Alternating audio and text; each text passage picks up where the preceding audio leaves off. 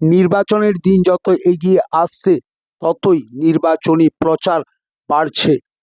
বাঁকুড়া লোকসভা কেন্দ্রে এবারে সিপিআইএমের প্রার্থী নীলাঞ্জন দাশগুপ্ত তিনিও প্রচারে নেমে পড়েছেন জোর কদমে। 1 ইঞ্চি জমি ছাড়তে নারাজ শাসক থেকে বিরোধী কোনো দলই। ভেদুয়াশোল অঞ্চলের বিভিন্ন এলাকায় আজ নির্বাচনী প্রচারেই ঘুরলেন নীলাঞ্জন দাশগুপ্ত। তিনি এলাকার মানুষের সাথে কথা বলার পর সাংবাদিকদের মুখোমুখি হয়ে তিনি জানালেন যে সকল কাজগুলি রাজ্য এবং কেন্দ্র সরকারের করার কথা ছিল তা তারা পূরণ করেননি এবং সাধারণ মানুষ চাইছে আবার বঙ্গে সিপিএম ঘুরে আসুক।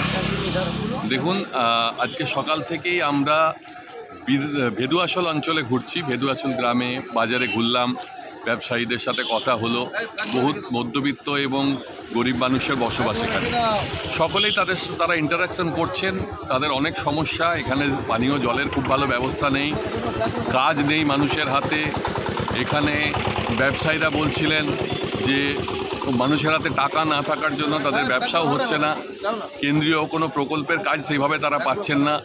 যারা ছিলেন যাদের কাজ করার কথা ছিল তারা এই কাজগুলো ঠিকঠাক করেননি।